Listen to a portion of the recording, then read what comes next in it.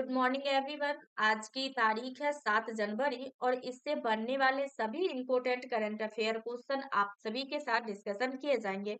तो आप लोग लास्ट तक सेशन में बने रहे। लास्ट में प्रीवियस डे क्लास का रिवीजन कराया जाएगा और आप सभी को होमवर्क क्वेश्चन दिया जाएगा जिसका आंसर आप लोग कमेंट बॉक्स में दीजिएगा। अभी तक जो लोग चैनल को सब्सक्राइब नहीं किए सब्सक्राइब कीजिए और ज्यादा से ज्यादा अपने जरूरतमंद दोस्तों के साथ शेयर कीजिए ताकि उनकी भी हेल्प हो और मुझे भी और भी बेहतर करने की मोटिवेशन मिले। तो आप लोग सपोर्ट कीजिए। चलते हैं आज के क्लास की ओर जिसमें पहला क्वेश्चन है, भारत किस देश को पीछे छोड़कर दुनिया का सबसे बड़ा चावल उत्पादक देश बन गया? आंसर हो जाएगा चाइना, ऑप्शन नंबर बी। जनवरी 2026 में केंद्रीय कृषि मंत्री शिवराज सिंह चौहान के द्वारा इसकी घोषणा किया गया, जिसमें इंडिया ने कृषि के फील्ड में यह ऐतिहासिक उपलब्धि हासिल की। इंडिया का उत्पादन देखा जाए तो इंडिया का उत्पादन लगभग 15.018 करोड़ टन है। वहीं चाइना का उत्पादन लगभग 14.528 करोड़ टन जो है देखा गया। इंडिया वैश्विक चावल उत्पादन में टोटल 28% से अधिक हिस्सेदारी रखता है। अदर ऑप्शन की ओर चले तो रूस की राजधानी हो जाएगी मॉस्को। दिसंबर 2025 में रूसी राष्ट्रपति व्लादिमीर पुतिन भारत के दौरे पर थे, जिनके आने के सम्मान में 21 तोपों की सलामी दी गई थी। इंडिया की राजधानी हो जाएगी न्यू दिल्ली और इंडिया जो है दूध के उत्पादन में विश्व में पहले स्थान पर है। नेपाल की राजधानी हो जाएगी काठमांडू और वर्ष 2025 में आरबीआई के द्वारा जो है नेपाल को ऋण देने की मंजूरी दे दी गई। यहाँ पे चाइना की चर्चा हुई है तो चलिए जानते हैं चाइना के बारे में। तो ये रहा मैप में चाइना जो कि एक एशियन कंट्री है। चाइना के पड़ोसी देश के लिस्ट में रूस, Mongolia, Kazakhstan, India, Nepal, Bhutan, Myanmar, Laos, Vietnam और उत्तर कोरिया शामिल है। चाइना का जनसंख्या के अनुसार सबसे बड़ा शहर चोंगकिंग है और चाइना विश्व में सबसे अधिक जनसंख्या वाला देश है। राजधानी बीजिंग है और करेंसी युआन। राष्ट्रपति के पद पर शी जिनपिंग और प्रधानमंत्री ली qiang। चाइना के संसद को नेशनल पीपल्स कांग्रेस कहा जाता है। करंट अफेयर की फैक्ट देखें तो रिसेंटली चाइना के द्वारा YJ-20 हाइपरसोनिक मिसाइल को विकसित किया गया। एशियाई एथलेटिक्स चैंपियनशिप 2025 के मेडल के लिस्ट में चाइना पहले स्थान पर रहा। एससीओ शिखर सम्मेलन की होस्टिंग चाइना के द्वारा किया गया जो कि वर्ष 2025 में चाइना ने प्राकृतिक आपदाओं की निगरानी के लिए झांगियांग 1 और 2 सैटेलाइट को लॉन्च किया। चाइना ने अंतरिक्ष स्टेशन के लिए सेंझोउ 20 मिशन को लॉन्च किया। सबसे पुराना जोरासिक पक्षी जीवाश्म चाइना में ही मिला है। चाइना में दुनिया की सबसे लंबी सुरंग का अनावरण किया गया। वर्ष 2026 में चाइना जो है एशिया प्रशांत आर्थिक शिखर सम्मेलन की होस्टिंग करेगा। विश्व का सबसे बड़ा पुरातात्विक विद्या का निर्माण चाइना में किया गया। ग्लोबल मैन्युफैक्चरिंग इंडेक्स में चाइना पहले स्थान पर रहा जो कि वर्ष 2025 के जारी रिपोर्ट के अनुसार। तो ये रहा चाइना के बारे में फुल डिटेल। आप लोग को कंटेंट पसंद आई होगी और मेरी मेहनत पसंद आ रही होगी तो आप लोग चैनल को जरूर सब्सक्राइब करें। नेक्स्ट क्वेश्चन है, हाल ही में जलीकट्टू महोत्सव 2026 किस राज्य में आयोजित किया गया? आंसर हो जाएगा Tamil Nadu, option number B. Jallikattu महोत्सव क्या है? यह महोत्सव जो है एक प्रकार से बैल को बस में करने को लेकर महोत्सव है जिसमें बैल के सिंग पर जो है वह सिक्का या फिर मेडल को बांध दिया जाता है और युवाओं के द्वारा उसे बस में करके उस मेडल या सिक्का को प्राप्त करना, यही जो है एक प्रकार का खेल है। यह खेल जो है मेन रूप से तमिलनाडु के पुरानी परंपरा का एक हिस्सा है जिसका आयोजन रिसेंटली 3 जनवरी 2026 में पुदुकोट्टई जिले के तंसुकुरुचि में किया गया। यह जो है महोत्सव मेन रूप से फसल उत्सव पोंगल के दौरान इसका आयोजन किया जाता। अदर ऑप्शन की ओर चलें तो असम में जो है बिहू महोत्सव मनाया जाता है जबकि गुजरात में नवरात्रि, नागालैंड में हॉर्नबिल फेस्टिवल मनाया जाता।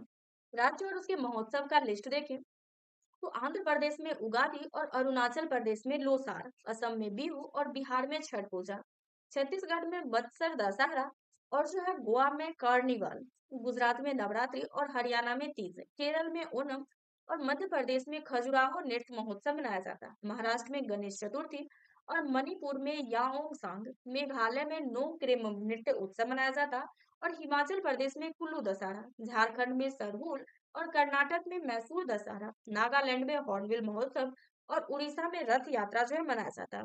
नेक्स्ट क्वेश्चन है, भारत के पहले made in India universal multi calibre rocket launcher Suryastra के लिए भारतीय नौसेना ने किस देश के साथ समझौता किया?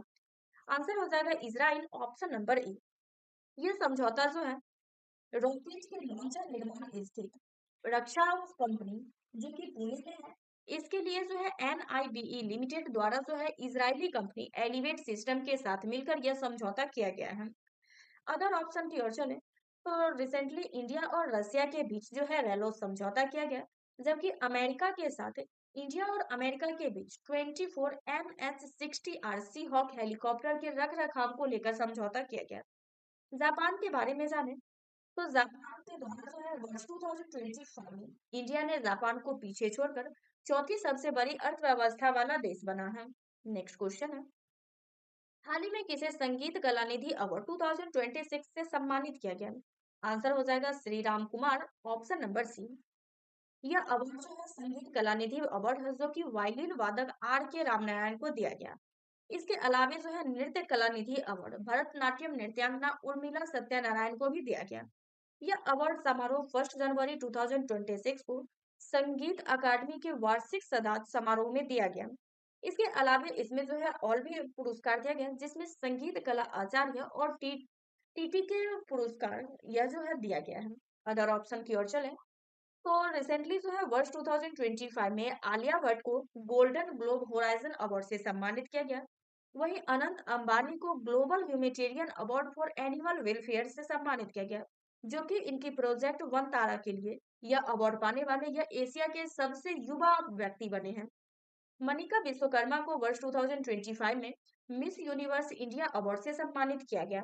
अवार्ड का लिस्ट देखें, फ्रांस के प्रतिष्ठित सांस्कृतिक अवार्ड से रवि डीसी को सम्मानित किया गया और SIES श्री चंद्रशेखर सरस्वती राष्ट्रीय उत्कृष्टता अवार्ड से हेमंत बिश्व शर्मा को, transformation leader of the year से जैसार को और फीफा सर्वश्रेष्ठ पुरुष खिलाड़ी अवार्ड से ओस्मान डेम्बले को सम्मानित किया गया।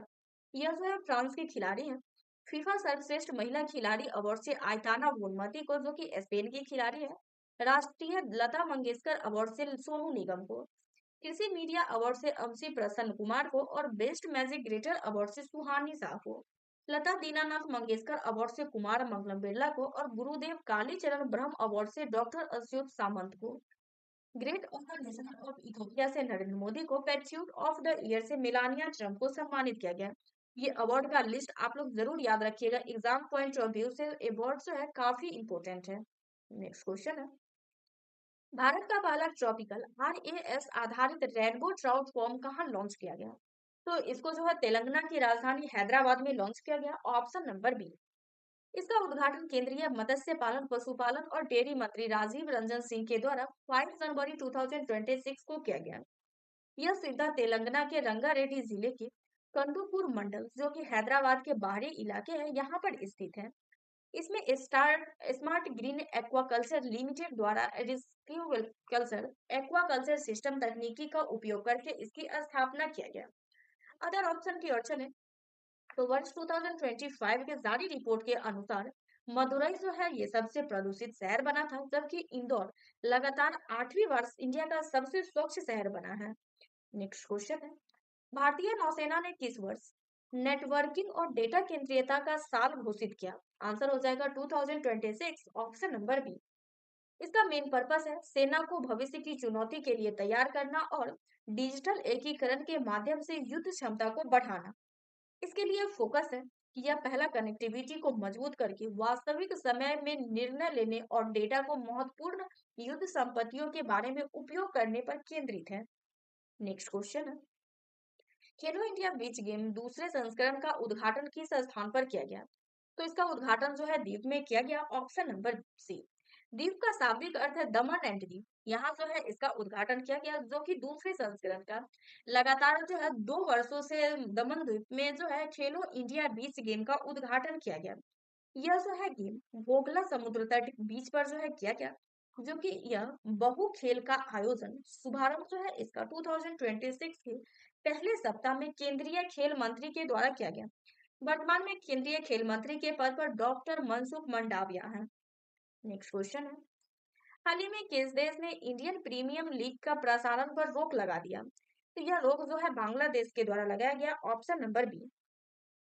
खिलाड़ी को हटाना इसका मेन रीजन है, जिसमें बीसीसीआई के निर्देश पर मुस्ताफ फिरोज रहमान को कोलकाता नाइट्स राइडर्स के द्वारा जो है हटा दिया गया, जिसके लिए सार्वजनिक हित में मंत्रालय के द्वारा जो है एक आधिकारिक बयान में कहा गया कि जनहित के लिए जो है ये निर्णय लिया गया है। बीसीसीआई के बारे में जाने तो फुल फॉर्म हो जाएगा board of control for cricket in India, और बीसीसीआई भारत की क्रिकेट की सर्वोच्च संस्था है जिसका फॉर्मेशन दिसंबर 1928 में किया गया और इसका हेडक्वार्टर मुंबई में है। वर्तमान अध्यक्ष के पद पर मिथुन मनहास है और बीसीसीआई भारतीय पुरुष, महिला और अंडर 19 क्रिकेट टीम को नियंत्रित करने का काम करती है। बीसीसीआई जो है क्रिकेट के भ्रष्टाचार को रोकने के लिए एंटी करप्शन यूनिट की तरह जो है काम करता है।